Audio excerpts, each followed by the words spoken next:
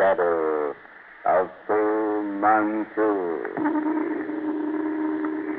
Based on the stories by Max Roma.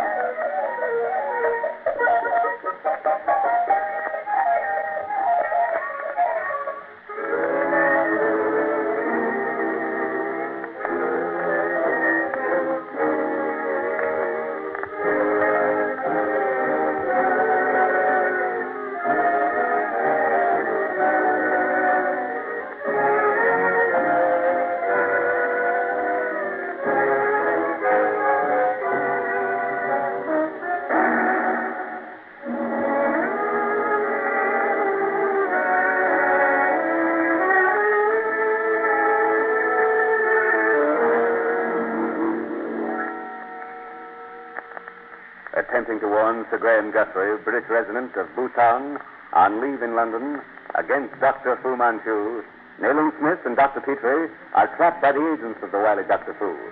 Imprisoned in a cellar room, they are awaiting torture when Karame, the Eurasian slave, appears through a concealed trap in the floor and releases them from their chains. Blindfolding them, he leads the way through dank underground passageways and rooms toward freedom, when suddenly their escape is interrupted by the approaching sound of the low beat of a muffled drum. The drums of Siva, Petrie. They're coming directly toward us down this passage. We'll have to go back. No, quickly. This way. There is one chance. The door. Inside, quickly. Make no sound on your line. If you should open this door. Quiet now. They come.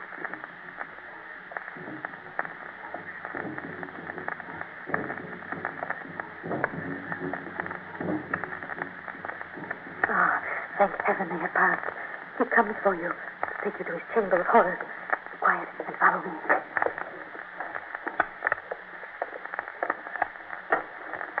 He doesn't suspect you, Karame. If he did, Nayland Smith, I would die. Suddenly. And very horribly, no doubt. When can we take off these handkerchiefs? Not yet. Only a moment more.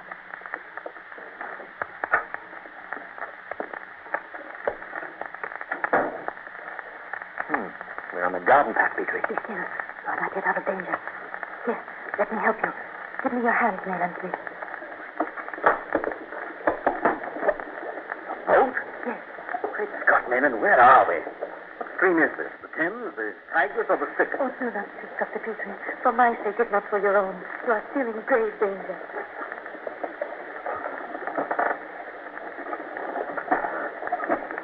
This is a fantastic dream, Nayland. Yes. Blindfolded, a silent escape on a river, with a girl who might well have stepped out of the pages of the Arabian Nights. An Oriental adventure brought to England. England? No, such things cannot happen in England.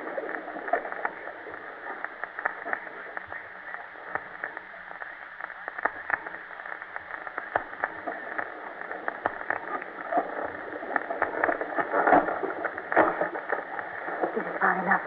Now, let me help you out. Careful. What about these blindfolds, Karame? Oh, not yet, please. Now, walk as you are facing. 10 paces. You will find yourselves on a path. The clock will strike presently. I rely upon your honor not to remove the blindfolds until then. You owe me this. We do. You mustn't go back, Karame. We'll take you with us. Take care of you. You must not return to that place. Twice I have asked you, Dr. Petrie, to take me from you. You spoke of police protection. You would let them lock me up, imprison me, and make me betray Fu Manchu. But no, it is too late. And your police, they are helpless against him. Remember, until the clock strikes.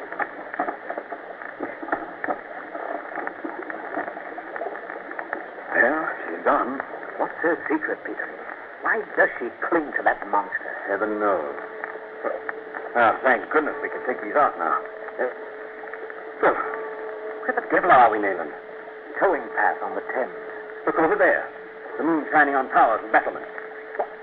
Why, it's Windsor Castle. 10 o'clock. 2.5 hours to save Sir Graham. Well, let's run for it. We may catch a train. Come on.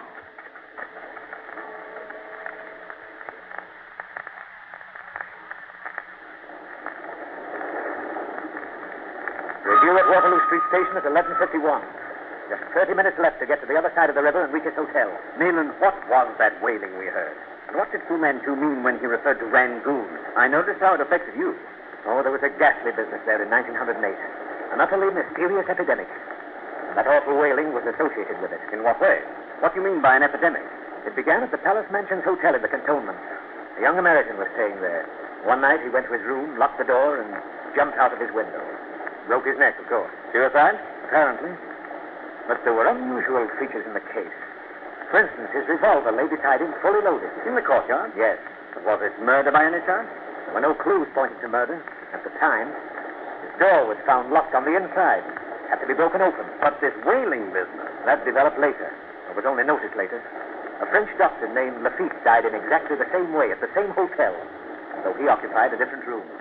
Now, here's the extraordinary part of the affair. A friend shared the room with him and actually saw him do it. Saw him leap from the window? Yes. The friend, an Englishman named Martin, was aroused by the wailing.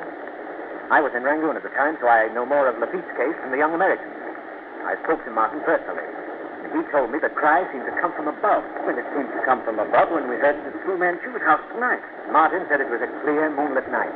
He saw Lafitte at the window, saw him look out. Suddenly, with a scream, he threw himself forward. Crashed headfirst into the courtyard below. And what then? Martin ran to the window and looked down.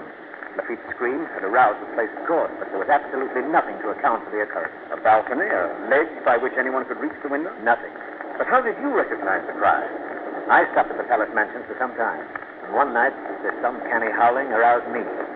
I heard it quite distinctly. I'm never likely to forget it. What happened? It was followed by a hoarse yell. The man in the next room, an orchid hunter, had gone the same way. Fortunately for the reputation of the hotel, several similar cases happened elsewhere. In Rangoon and Moulmein. They were all alike? Exactly. In every detail. The story got out and was fostered by some fakir that the god of Siva was reborn. The cry was his call for victims. Oh, the ghastly business. Yes. And one which led to an outbreak among the dacoits. It gave the district superintendent no end of trouble. Was there anything unusual about the bodies? Yes. They all developed marks after death as though they'd been strangled. These marks possessed a peculiar form. Were said to be the 5 heads of Siva. The deaths were confined to Europeans? Oh, by no means. Several Burmese and others died in the same way. The call of Siva became a nightmare in Rangoon. It's a new agent of death, Petrie. Something born in a plague spot of Burma, the home of the inexplicable. Then heaven help Sir Graham Guthrie.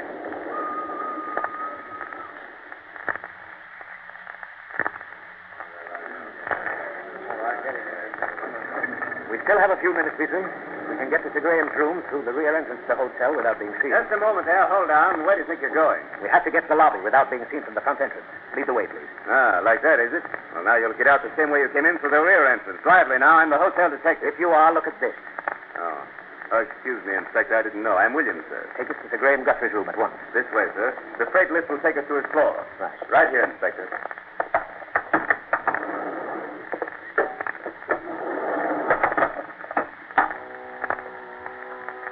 Sir Graham's in his room? He's been there all evening, sir. Anything suspicious about the hotel tonight? Well, now that you mention it, I merely a sense, if you will, of something wrong, but something in the air that doesn't feel right.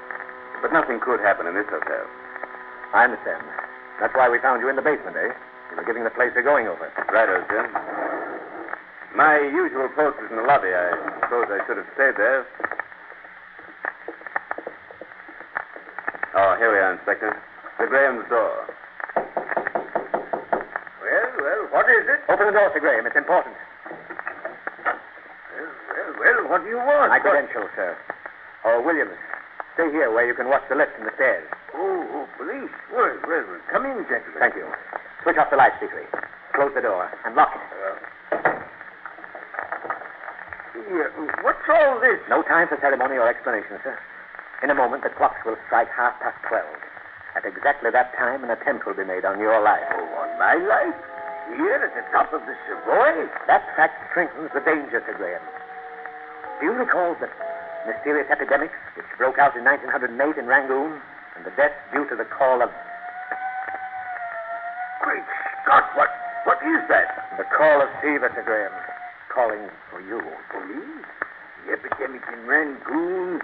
There's a strange deaths, but they were suicides, Inspector Smith. No, they were murders. I know, but in every instance, the victims threw themselves from the windows of locked rooms. And those windows were quite inaccessible. And the conditions are identical. Quiet now, please. And be prepared for anything. Strange, Nayland.